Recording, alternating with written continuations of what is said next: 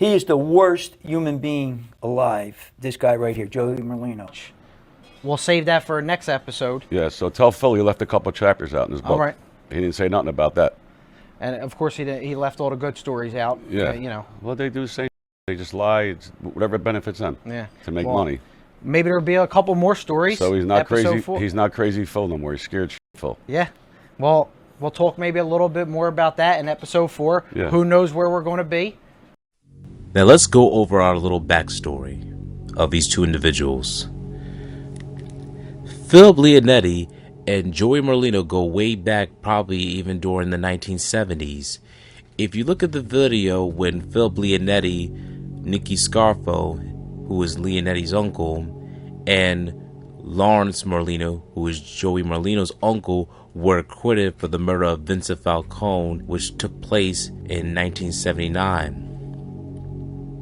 In the year of 1980, after the Philadelphia crime family boss Angelo Bruno was gunned down in front of his home, this was also the year that these three were acquitted of the murder of Vincent Falcone. You could see the family celebrating once the crime figures were acquitted, including Joey Merlino, who's also in the background of this video seen here.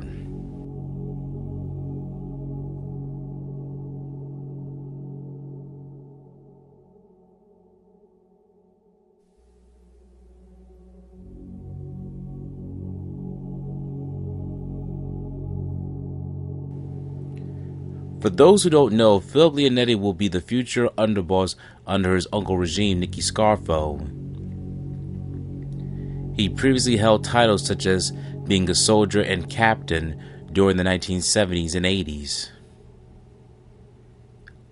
Then during the 1990s, many people believe that Joey Merlino will be the future boss of the Philadelphia crime family after the reign of Nicky Scarfo and Stanfa. Once Nicky Scarfo, Leonetti, and all the other Philadelphia crime family members were arrested in 1988, he decided to testify against his uncle. And one of the things he's always mentioned was after the death of Salvi Testa and Mark Scarfo's hanging, he decided to become an informant.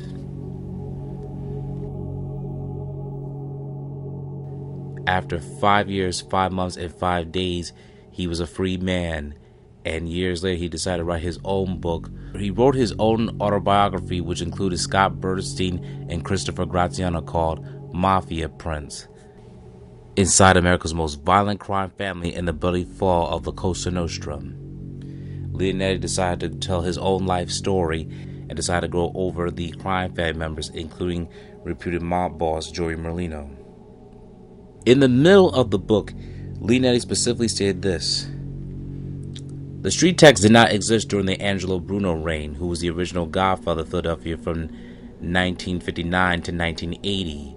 After Bruno's death, many people were not following the rules and decided to implement a street tax, which did not exist during Bruno's regime. The street tax was when the mafia decided to go after people who were doing illicit activity and were not paying their fare to the boss. So therefore, any type of drug dealer that was not paying the street tax, the crime family members would attack them. And if they wanted to be protected, if drug dealers or anybody who was dealing with narcotics, they would have to pay the mob in order to be protected from them. Otherwise, they'd be executed in the most street devilish fashion. Now, in the middle of the book of Mafia Prince, Philip Leonetti stated this: the street tax money coming down every month from Philadelphia could range from $50,000 to $100,000. It depended on what was going on. Don't forget, we still had our bookmaking and loan sharking operations, and we were involved in millions of other deals. Making money wasn't a problem for us. I always picked the money up directly from Chucky, who is Salvatore Chucky Merlino, Joey Merlino's father, and I bring it him home and I would count it without Nicky Jr. Without fail, no matter what the amount was, it would always be light, a few $100s. I knew Chucky wasn't skimming $300 or $400. He wasn't making tens of thousands of dollars himself. I believe it was his son Joey who was robbing the money. Joey Merlino was always a no-good kid. He was a punk even as a teenager, 18 or 19 years old. He was constantly starting trouble in Atlantic City, and my uncle would always make me straighten it out. He would bet with bookmakers who were with us and not pay them when he lost, and then he would lie and say that it wasn't him. On top of that, I believe he was robbing the money that was coming down from Philadelphia to Atlantic City for me and my uncle.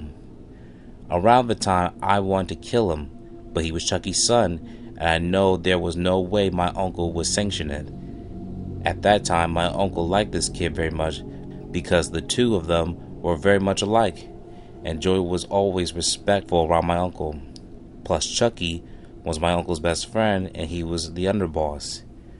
Under Joey and Nicky Jr. were also the best of friends. I thought he was no good, and if I could have, I would have killed him.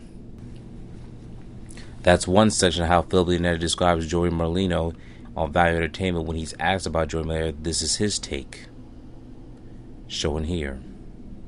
He is the worst human being alive. This guy right here, Joey Merlino. Horrible human being. Why do you say that? He's a horrible. He robbed. He actually robbed Joe Punchatore's mother's jewelry. Joe Punchatore's mother was sleeping on a couch in her house. In the summertime, doors are open, everybody's in and out. He went in there, seen her sleeping, went upstairs and grabbed all her jewelry and took it. Also, he beats everybody, borrows money, never pays nobody back. When my uncle was in jail, I would collect my uncle's end from Chucky. It was always short, and it wasn't Chucky taking it. I know he was taking it, A few hundred here, a few hundred. Every time I got money, it was a few hundred short. And I didn't want to say nothing to Chucky about it, but that's Joey Merlino. Low life. You ever had a run-in with him? You ever had any experiences with him No, personally? he was like younger when I was around. I used to call him Jose. When it came to Phil Leonetti's interview on Value Entertainment, this took place during the pandemic on April 25th, 2020. Now, as you hear in this section, you hear Joey Merlino talk about Phil Leonetti's book. The only source material that we have that Phil Leonetti's ever wrote about was Mafia Prince, so he has to be described about this source material specifically. He also mentions about Phil Leonetti's mother, as you also hear from this section.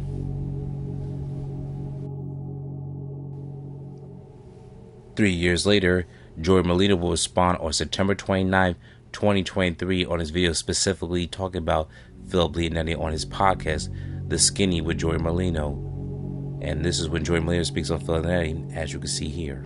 This is where the podcast gets interesting. We're going to talk a little dessert here. This is where I feel uncomfortable at. But I know you got something to get off your chest. So we do like the rat. We're gonna do the rat of the month. Okay, all So right. we get all the stuff. So you're ready to go? Yeah. Phil Leonetti, he wrote a book. Okay. This other Butter knife, piece too. of shit. All right. I don't even know what the name is. I would never read it. I would never buy it. He left a few chapters out. He said I was in the book. He said I was a troublemaker, a punk. He said I robbed somebody's house, jewelry. I don't know what he was saying. That ain't nice. He said he wanted to kill me, whatever. But he left in one chapter. He left out the reason I went to jail was because of his mother. Really? Yes, we was in a. It wasn't even a nightclub. It was a restaurant lounge called the Lido. And I was in there. I was 20 years old. Yeah. It was older. They like people 40, 50. It wasn't a nightclub. And his mother was in there, and three guys were in there. They were big. I was little. And they came in, and she was dancing with them. So I went and got her, brought her back over to the bar with me. She had a few drinks in her. And I said, stay over here with me. And the guy came over, said something. A fight broke out. I hit him. Really? The guy punched me. I hit him with a chair. A melee broke out, whatever. 2 years later, I get locked up. Somebody got stabbed. Okay. They locked me up. I got 7 years in jail. Well, I got 20. I thought I got 21 years. I went For that? Yeah. Wow. Was never arrested in my life. Never, no, nothing. The lawyer told me I was getting probation. I went to, well, first I had Eddie Jacobs. Okay. And Philip was a suspect. So it was a conflict. I couldn't use him. They gave me Salavina. He looked like, they gave me like a week, no, like 10 days to start trial. Okay. And I had Judge Parecka, Italian guy, he hated me. Really? And they picked out in a lineup. There was a picture of a guy walking against a brick wall. Okay. And they said it was me. This is the guy who did it. Okay. So I was looking at the picture. The lawyer is blind. I said, this ain't me. I could tell by the outfit, the shoes. Yeah, so you knew who you were. we hired a guy to come in. He measured each brick, the mortar, and how tall the guy was, and we blew it up. The guy was like 5'10". I was like 5'5", 5'4". Yeah. And we blew the thing up, and the judge wouldn't let it in. He said, can't come in. Can't use the evidence. No, can't use it. They signed the state. They said it was me. It wasn't me. Yeah. Anyway, I go to court. I get convicted. I had Salavina. He was blind. When we went for lunch break, I had to hold his arm crossing the street. He couldn't see. Yeah, that's bad. What shot I have? Yeah, you had 0 shot. Not dead. Just like your bets this Yeah. week. Like, So now he tells me, don't worry about it. Your first offense, you never win in trouble. You're going to get probation. I said, all right. We go get sentenced. I stand up. The judge says I give you 7 years in state prison, aggravated assault. Count 1, count 2, 7 years in prison, aggravated assault. Count 3, 7 years in prison, aggravated assault. That's 21 years. He said, now get him out of my courtroom. So they take me. I'm like, what the fuck? This motherfucker told me I was getting probation. I got 21 years. 21 years. He comes down to see me. It's through the glass. You know, like the lawyer thing? Yeah. He's lucky. I would have wrapped the thing around his neck. He says to me, I said, motherfucker, I got 21 years. He said, no, you got 7 years. It's concurrent. I don't know what concurrent means. What's concurrent? I went to ninth grade. I don't know what's concurrent mean. Yeah, I still He don't said know. they ran them all together. Like, so I got 7 years. 7 years for 7 breaking up that, and he for wrote a about you fight. in his book. Yeah, but he forgot that part out. He left that chapter out. You know, they all got the same story. Yeah. Philip was never in jail. He got lucky. He always got out on bail. He beat every case. So he was Crazy Phil. He loved that name. Yeah. His mother loved it. Every day they used to write about him. He was like, they wrote about him every day. Crazy Phil Leonetti. He loved it. So he gets locked up, beats the case. He beat every case. If he would have beat the last case, he'd still be here. He'd still be Crazy Phil. Mm-hmm. But, you know, then he went to jail, and they babysat him. There was 20. They were all co-defense. My father was co-defense. They were with him in Holmesburg. Okay. He got beat up in Holmesburg. He didn't put that in the book. And a couple of guys smashed the guy there was a fight. As soon as he was by himself and lost the case, then he found God and the government. Now he's not Crazy Phil no more. He's Scared Phil. Wow. Okay. You know, he got 40 years, and if he would have won that case, he'd be on the street right now, Yeah. doing the same thing he was doing his whole life. Yeah. But I guess when the handcuffs get on him, they find God, and he robbed all his uncle's money and jewelry, and the government let him keep it. Wow. It seems like the government lets everybody do whatever they want. They do whatever they want. Yeah. It's crazy.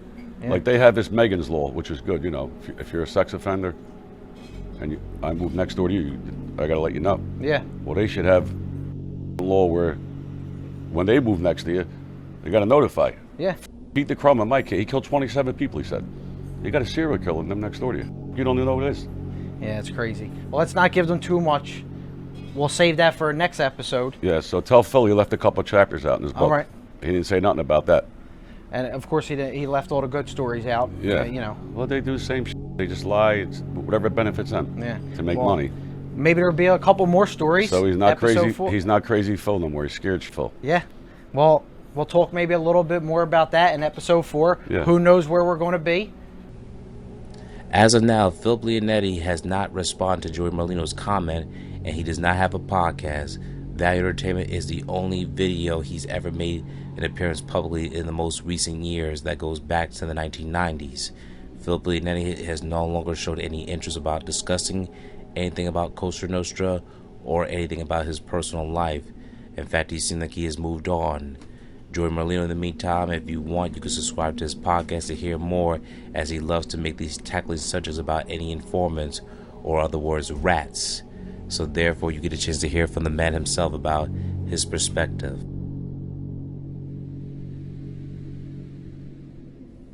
What happened was the FBI notified me. They gave me a call that they felt like somebody found out where I was living. And that really upset me. And they threw out this fella's named James Leonard. And I said, who is he? They said he's a lawyer from Atlantic City. He represents Joey Merlino, and he represents your cousin Nikki, and we think he knows where you're at. And he goes and visits Joey Merlino in prison. He visits your your cousin Nikki, and we feel like he's telling them where you're at. I said, why? I said, it doesn't make sense. I mean, number one, how did he find out? Why would he want to get involved with me? I said, well, let me see if I can see this guy somewhere. So anyway, I meet him. I run into him at the, like before. He didn't know I was coming. And he was sitting at the bar, and I walked up to him. And when he looked at me, he got a little shocked, like he knew it was me right away. And I said, listen, I'm just here. I want to talk to you. I want to ask you a few questions. I mean, well, like, what's going on here? The feds are telling me you know where I'm at. You're telling everybody where I live. You're trying to get me killed. You're trying to get my family killed. And he, you know, he was really good. He was really good about it. He made me feel good the way he talked. And he said, look, Phil, no, there's no way. Number one, I know where you live, and there's no way I want to get involved with you. I mean, I don't know what they're talking about, you know? He looked scared, because I told him, I said, do you know why I'm here? I was really upset when I first got there. But he, like, lightened the load for me, because he says, I didn't think you were here for the food, you know. Made me feel a little better. Like, you know, he wasn't worried about anything. It made me feel like, you know, like he wasn't doing anything wrong. I think Joey Merlino, he's a low-level mug, or a thug, and I think he's the guy to set this hit up with this Nicodemo kid, the DePietro guy they killed. I think he's a money-hungry scoundrel that I think that he would want Joe Legambi and all those guys to lose the case just so he can wind up with all their cash and not have to worry about them anymore.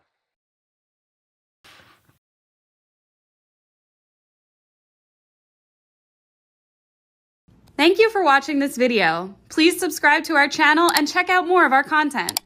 Feel free to give your feedback and suggestions on what we should do next in the comments. This is Infinite Lee Productions. We love ya.